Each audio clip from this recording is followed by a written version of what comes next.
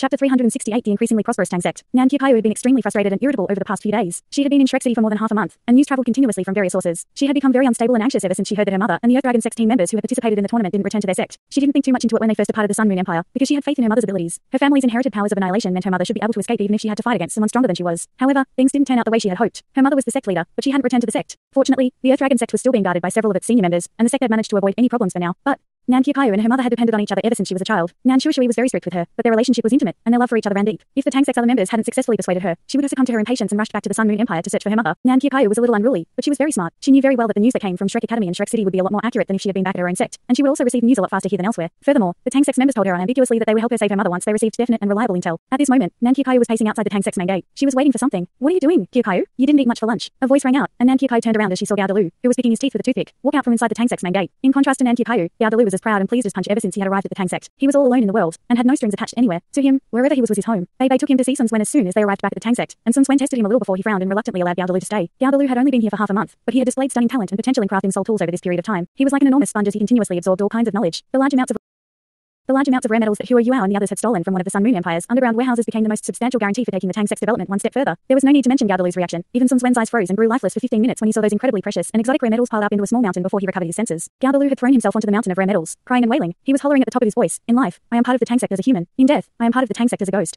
Gao Dalu was a classic embodiment of greed and avarice, and he would follow anyone that would give him benefits. However, he had a very straightforward personality, and he was simple and honest, and even a little silly at times. This, in addition to his passion for crafting soul tools that was comparable to that of Sun Swen, quickly gained him the Tang Sect's approval. Nan Kyukayu and Gao Dalu weren't the only ones who had joined the Tang Sect. Mo Sun, who was also from Shrek Academy's inner courtyard, had also joined. Mo Sun was already in the Tang Sect when Shrek's 7 monsters had represented the Tang Sect for the big tournament. Mo Sun was also incredibly interested in soul tools, and even though he didn't choose to learn how to craft them, he had been working hard at understanding soul tools and learning how to use many different kinds. The Tang Sect had entered a stage of sound and steady development. They needed one more month, at most, before they could hand over the first batch of Juga Divine crossbow cannons that the Heavenly Soul Empire and the Style Luo Empire had purchased. 50% of the cannons' costs were paid in golden soul coins, while the rest was paid entirely with rare metals. This was the Tang Sect's first bucket of income next to the financial aid that Shrek Academy had given them. In addition to the enormous amounts of rare metals and stationary soul cannon shells that Hua Yuao and the others had taken from the underground warehouse, it was enough to establish a solid foundation for the Tang Sect. Nan Kyukayu glanced at Gao Dalu and said, "I'm waiting for eldest senior brother. He's having a meeting at the academy. Why aren't you in the underground cave?" Gao Dalu seemed a little displeased as he said, "What underground cave? That's our underground research facility, the Tang Sect Soul Tool Hall." Nan Kyukayu snapped, "It's beneath the ground. What else can it be if not an underground cave?" Gao Dalu sounded a little exasperated. "It's an underground cave if you insist. Then, I'm going out to buy some wine. Do you want some?" Nan Kyukayu shook her head and said, "No thanks, I'm not going to drink. Mummy taught me that girls cannot drink wine casually, especially with men. It'll be easy for girls to be taken advantage of." Her eyes became a little red when she mentioned her mother. Gao Dalu was a little slow regarding human interaction and the ways of the world, but even so, he knew that Nan Kyukayu hadn't been in a very good mood in the past few days. He hurriedly said, "All right, then you can wait for eldest senior brother. I'm going to get going." With that, he walked away as briskly as he could. "Kyukayu, Kyukayu." A shrill and high-pitched voice came from within the Tang Sect's walls right at this moment. Nan Kyukayu was momentarily stunned before a helpless and exasperated look appeared on her face. "Don't drag me in, Sister Bui. Come, quickly. I can't hold on any longer." Yi Gui's worried voice rang out once more. Nan Kyukayu slapped herself on the forehead as she walked back through the Tang Sect's main gate with a helpless look on her face. Smoke and fog permeated the Tang Sect's sparring arena at this moment. 2 beams of sword light flashed by in an instant. One was black as ink, while the other was a brilliant gold. Clang. The 2 sword lights clashed as they passed by each other, and Yi Gui stumbled backwards as her angel's wings flickered behind her back. She had a hard time dispelling that forceful impact, and the sharp auras that she had directed from her body into her surroundings were still slicing through the air, and piercing, rending and tearing sounds could be heard again and again. Nan Kyukayu could imagine how powerful her opponent was, because her opponent was strong enough to force a Soul Emperor whose martial soul was an angel into a corner like that. The person standing opposite them had a grave look on his face. His eyes were exceptionally focused, and burned with passion. The sword maniac, Ji Juiken, the person who had gone through the Yin Yang Love Querying Valley with the least dangers, and without any rewards at all, besides Ellison, had to be Ji Juiken. He didn't know anything about sentiments and emotions, and he was a sword maniac, so how could he have had any experiences with love? When the Yin Yang Love Querying Valley tested him, it only received one answer. No, there was nothing at all. The Yin Yang Love Querying Valley only had one thing to say to him as his final evaluation. He was a stone. The valley let him go after that, and didn't give him any rewards at all. As for Yi Gui, she came to Shrek City directly after she and Hua Yuao were separated. She had initially wanted to join Shrek Academy, but the academy wasn't taking students at this time, so she could only wait in the academy for Hua Yuao and the others to return. However, Hua Yuao didn't show up, and when Elderson and the Tang Sect's other members returned, Elderson suggested that she temporarily stay with the Tang Sect, and so here she was. Yi Gui was proud and arrogant all the way to her bones, and she was still very unconvinced about her defeat to Hua Yuao back then. Her pride began to show when she arrived at the Tang Sect, and naturally, a certain sword maniac was excited by the thrill of the hunt when he discovered that her martial soul was an angel. Birds of a feather flock together. This saying was as accurate as always. Yi Gui and Nan Kyukayu had quite similar personalities, and it took but a few days before these 2 arrogant girls grew close. Yi Gui's martial soul, the angel, was strong, but she was still one class beneath Ji Juiken, who was already a soul sage. This gap was especially obvious because Yi Gui was not used to Ji Juiken's extreme fighting style at all. Yi Gui had never defeated him one-on-one. Ji Juiken's fighting style had always been giving everything he had in one strike, and the 2 of them rarely exchanged more than 10 moves in their fights. Yi Gui was exasperated, and so she had dragged Nan Kyukayu into the fray. Nan Kyukayu had also received some benefits from the Yin Yang Love Querying Valley. She didn't have a lover, but she was very honest. The valley was conspicuously more tolerant and forgiving towards girls than it was towards guys, and Nan Kyukayu ultimately gained a reward from her experience,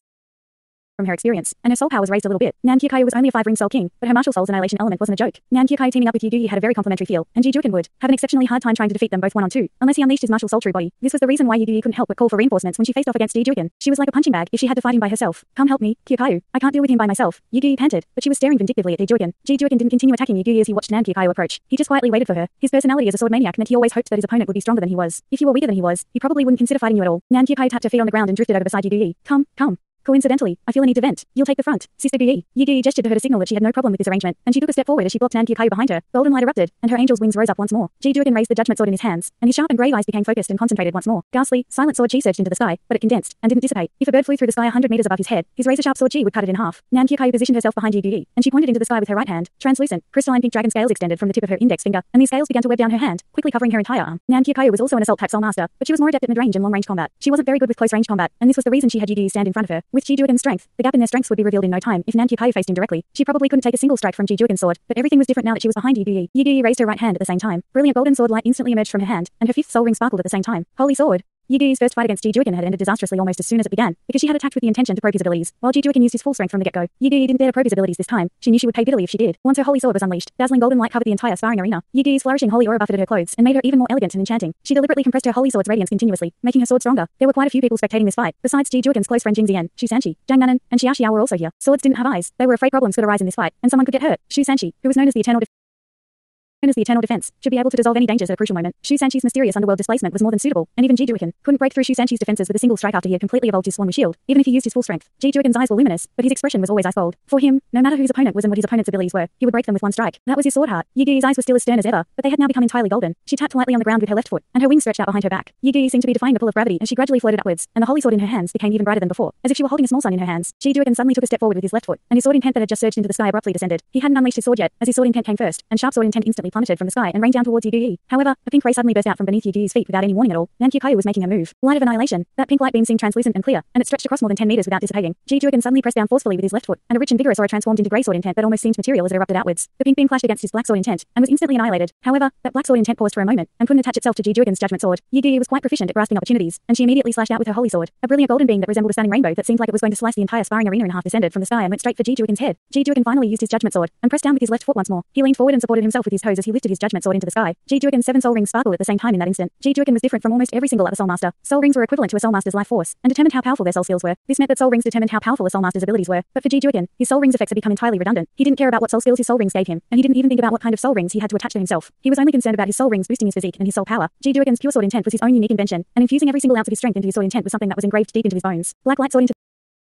into the sky as the darkness side of Ji Duogan's judgment sword burst out with black light. Darkness was naturally a disadvantage against the holy element. However, once this darkness reached a certain level, it would become so powerful that not even the holy element could suppress it. The black light that surged into the sky instantly consumed the golden light that was slashing down from the sky. Golden light exploded and flashed inside all but darkness in the next moment, but the rich and powerful black sword intent was like an evil dragon as it swallowed every inch of Yi-Gi's golden sword light. Yi-Gi was unwilling to resign herself to defeat as her first and second soul rings sparkled at the same time. Holy light illumination and holy praise. Intense golden light emerged from her body once more, and white light flickered at its core. This light didn't just land on her body, it also covered Nan Kyukayu below her. Nan Kyukayu pushed forward with her right hand, and a pink layer of light appeared as it transformed into a pink fan-shaped light that expanded outward. Her second and third soul ring lit up at the same time, and she lifted her left hand as pink light cocooned both herself and Yi. Annihilation barrier. Ji Duogan couldn't disregard that pink light no matter how powerful he was. He took another step forward as black sword intent erupted from his body once more, and clashed directly against Nan Kyukai's pink fan-shaped light. Ji Duogan slashed down through the air with his judgment sword, and the black sword light that was condensed in the sky sliced down from the sky like a black lightning bolt, going straight for Yi. Yi's eyes were solemn and grave as she raised her holy sword once more. This time, her second soul ring lit up, and her holy sword changed from gold to an incandescent white as she slashed back at Ji Duogan. This was her angel's second soul skill, Holy Ghost Flash. Boom! Intense explosions caused the entire sparring arena to tremble. Fortunately, the Tangsex sparring arena was spacious enough, and the two who were fighting deliberately controlled the spread of their attacks. Otherwise, it would have been very difficult to ensure that the sparring arena remained undamaged. Yi and Nan Kyukayu were quite powerful when they teamed up, and even Ji Duogan's sword light was weakened when it touched Nan Kyukai's light of annihilation. His sword light was far too dense and concentrated. However, so Nan Kyukayu had a hard time absorbing her opponent's strength to feed back into her own body through annihilation's effects. However, Ji Duogan's attack was still weakened to quite an extent. Ji Duogan and Yi collided forcefully once more, and Yi was still on the losing end. This time, she was sent plummeting from the sky, though she wasn't hurt because she had used so many soul skills, and she had Nan Kyukayu protecting her. In the moment that Ji Duogan's black sword intent touched Nan Kyukai's pink light, Nan Kyukayu placed one of her fists into her other palm. Deafening booms that resembled thunderclaps could be heard in the next instant as large patches of pink light exploded one after another. Chained annihilation explosions. This was a powerful area of effect skill. Ji Duogan could only temporarily defend himself as his sword intent faced off against Nan Kyukai's chained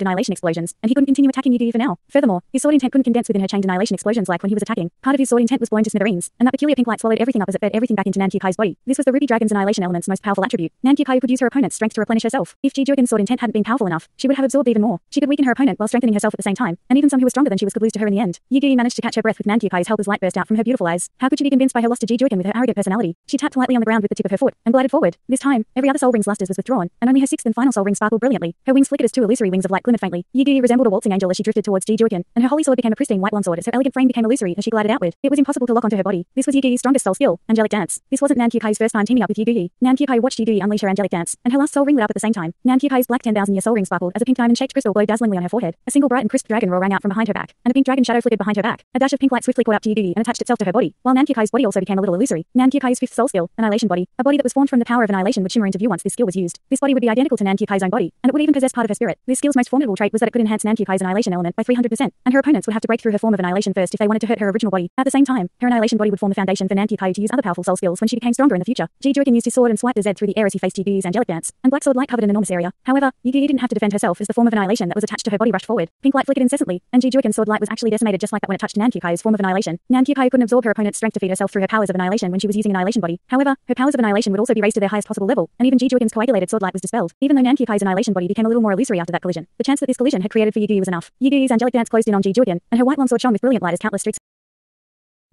of sword light rained down on Ji Juoken's body. Ji Juoken had just attacked with his sword before this, and he was currently in a state when his strength was weakest. However, his expression didn't change at all even though he facing such a disadvantageous situation, and he pulled his judgment sword back lightly as he flipped the sword around in his hands. The sword's black surface suddenly became white, and its darkness was instantly converted into light. When Yi's holy aura clashed against the body of Ji Juoken's sword, which was now filled with an aura of light, the sword's body erupted with dazzling light. Ji Juoken raised his sword horizontally before his body, and he exclaimed vigorously as a bitingly sharp and cold sword intent suddenly emerged from his body. Black sword intent became white, and darkness became light. Everything happened very naturally. Yi's angelic dance clashed against his sword intent just like that, and Yi had no chance to evade Ji Juoken's counterattack at all. Nan Qiuhai's form of annihilation had been forced away after she dispelled the Z-shaped sword intent, and her annihilation body couldn't rush back in time. The power of annihilation was incredibly strong, and Ji Juoken's sword light, which currently possessed the power of light, instantly became a lot dimmer than before. However, the strength of Nan Qiuhai's annihilation body was ultimately limited, and she didn't dare to use every ounce of energy in that body, as she could risk damaging her origin if she did so. The pink light transformed into a beam of flowing light and flowed back into her body. While Yi returned to her side at this moment, their faces were a little black. They had used their full strength, but they were still unable to obtain any sort of advantage. You guys are no match for me. Go back and work harder. Ji Juoken didn't continue attacking. He withdrew his judgment sword as he turned and walked away. Nan Qiuhai's pretty face grew even darker than before. Why is he being so condescending? The winner of this fight is still undecided. How does he know you're no match for him? Yi forced out a bitter smile as she said, forget it. If we are no match for him, then so be it. We are no match for him now, but that doesn't mean we won't be his match in the future. He has shown me mercy before this, and when he converted darkness to light, he borrowed my strength. If he had used his full strength in that attack, I wouldn't have been able to emerge unscathed, and your annihilation body might have been damaged as well. Furthermore, he didn't use his martial soul true body. I didn't expect the gap between us to be so huge. Nan Qiuhai hugged Yi across her shoulder and said, don't be so dejected, Sister Yi. He's older than us, and we will surpass him one day. Ji Juoken was still nearby, and suddenly stumbled when he heard her words. Jing Zian was following behind him, and couldn't help but laugh at Nan Qiuhai's remark. Ji Juoken was only a little over 20. Could he really be considered old? However, he was actually the oldest one amongst these people from the Tang sect. You're back, eldest senior brother. Nan Qiuhai suddenly exclaimed and jumped for joy. She completely disregarded a certain someone's despondence. Bei Bei walked in from outside, but his expression seemed a little grave. He waved to everyone and said, come,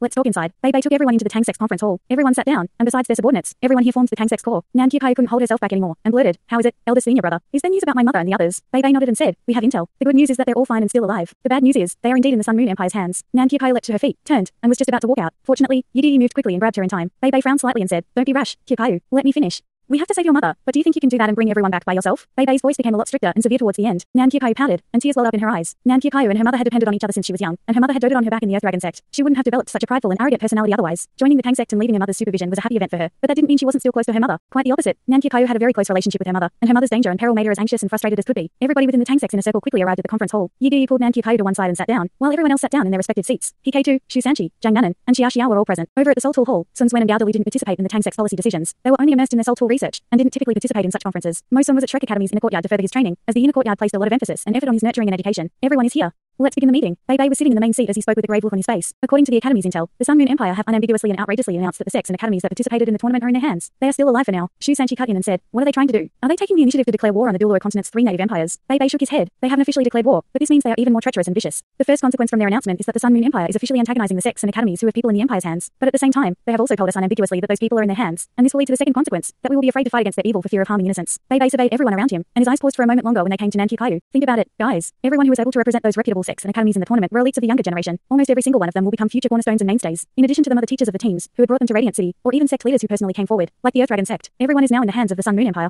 What does this mean? He-Kai-Tu, or Shu-He, was a lot more handsome than before. He lowered his voice and said, this means that the various sects and academies won't dare to use violence against the Sun Moon Empire lightly. At least, they won't do so before they rescue their compatriots. Bei Bei nodded and continued, that's the first possibility. The second possibility is that those academies and sects will venture into the Sun Moon Empire to save their compatriots, and they will mire themselves in their enemies' traps if that happens. The Sun Moon Empire will break them down, one by one. At the same time, with this restraint in place, every country will have to consider the opinions of those sects and academies who are powerful enough to affect a nation's high-level fighting strength if they wish to make a move against the Sun Moon Empire. The Sun Moon Empire can take this opportunity to regain their strength and replenish what they've lost. Their strategy has killed 4 birds with one stone, and it is very treacherous and cunning. Indeed. Then what should we do? Are we not going to save them? Nan Kyukai couldn't help but feel a little worried and anxious. Bei Bei said, calm down, don't be hasty. Of course we have to save them, but we have to plan and scheme before we make a move. Our actions will be counterproductive otherwise, and we will achieve the opposite of our desired result if we try to save them rashly and without prior planning. Don't worry, your mother will not be in danger for the time being. At least, she will be fine until the Sun Moon Empire decides to officially launch an invasion. The Sun Moon Empire's hostages will be valuable to them until they are actually prepared to start a war. This will take at least 1 or 2 years. Nan Kyukai settled down a little as she listened to Bei Bei's calm analysis, and nodded pitifully. Bei Bei continued, everyone must have noticed that certain entities are not included among the people that I mentioned who are afraid to take action against the Sun Moon Empire for fear of harming innocents. Shrek Academy and the Body Sect. The Body Sect is considered the Heavenly Soul Empire's national defense sect, and they will do something to save the Heavenly Soul Empire Soulmasters who have been captured. Shrek Academy is incumbent and bound to our duty. At the same time, the Tang Sect doesn't share the same fears. Hikaiju glanced at Nan Kyukai and said, eldest senior brother, do you think that the Tang Sect participating in high-level conflicts between empires will?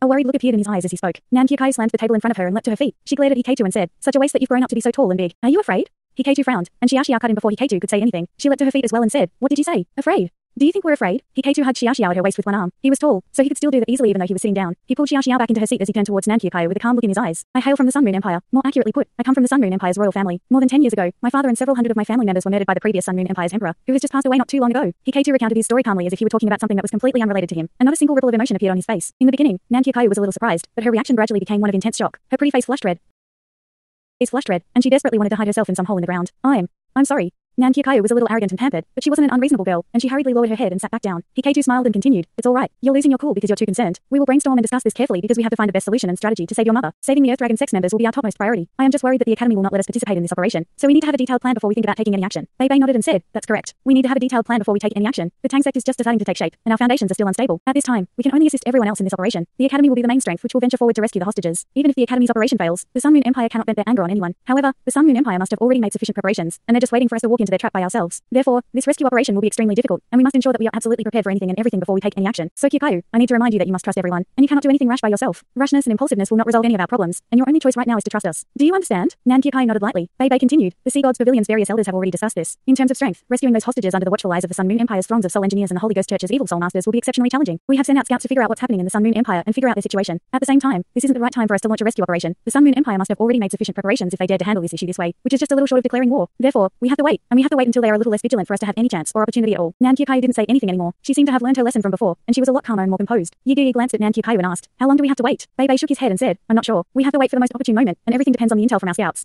And also on the Academy's plans and arrangements. We can no longer make any decisions about a conflict at this level. Thanks so much for watching this video. Don't forget to hit the like button and subscribe. Also leave a comment down below with suggestions on what novels to read.